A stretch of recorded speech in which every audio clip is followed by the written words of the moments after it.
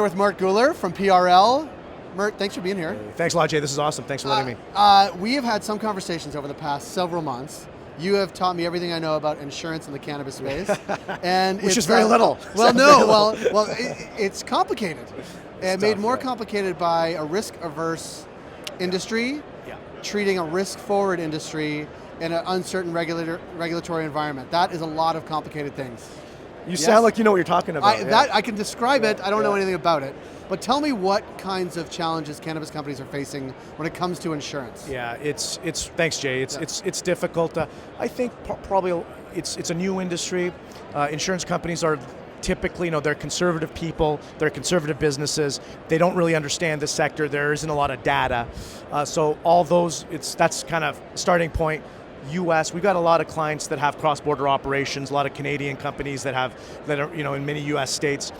That introduces a lot of legal, regulatory complications, obviously, that everyone understands is probably listening to this. Yeah. That causes concerns.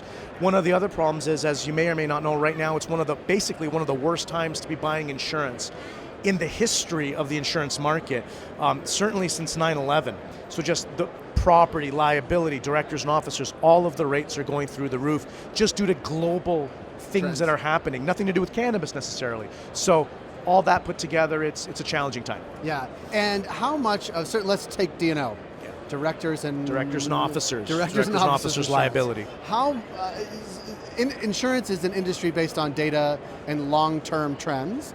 That doesn't exist in this space. Yeah. Many of the companies are new, always difficult, I would imagine, for new companies to be assessed at what sort of their insurance risks are. Overlay on top of that, some high-profile bad actors in public companies, is that a massive blow to everybody else? Yeah. It really hurts the industry. It's really disappointing as someone who wants to be in the industry and be part of it. It hurts all of us.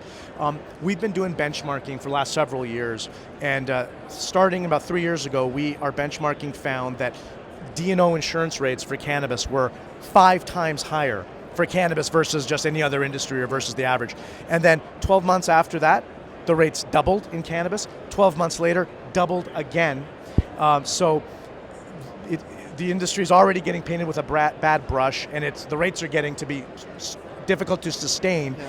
And there have been losses and claims, and I think that directors and officers, sort of insurance companies and underwriters, are a little bit worried because for the relatively short duration of the industry and short history, there's probably been a little bit more than their fair share of scary stories and securities class actions lawsuits, and now we're seeing employment-related lawsuits and making it a little bit concerning for underwriters. Yeah, which is overlaid on top of a challenge of global rates going up, right? These are difficult things for the industry to deal with, increasingly because the industry's dealt with trying to make money, right? Whereas before it was really a speculator's game, and paying for insurance was just one of the things they had to pay for. Now they're really operators. They need to figure out how to actually turn a profit. This is a bottom line issue, it's an absolute need, and that's where the rubber meets the road. And I think you and I, and sort of Business of Cannabis and you, will be talking about this over the next several months because it's super important.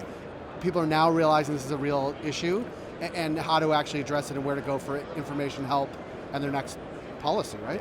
And it's a not dissimilar story in property and product liability. And as we've been talking about, we've been developing products that are innovative risk financing solutions for cannabis companies anywhere in the world. And I'm excited to talk to you more and kind of get into some more of the details on how the industry can solve some of their problems with alternative risk financing solutions to reduce costs. I like it. Yeah. I can't say all those words in a row, but I like that we're going to be talking about it because I know as we've talked to more companies, as I've been at insurance events, this is a real issue that we need to be talking about more and more. And as the industry matures, these are the types of things you talk about. We look forward to talking with you about them. Yeah. Thanks a lot, Jay. Great. Thanks for stopping by. We'll give with you down the road. We're back in Toronto.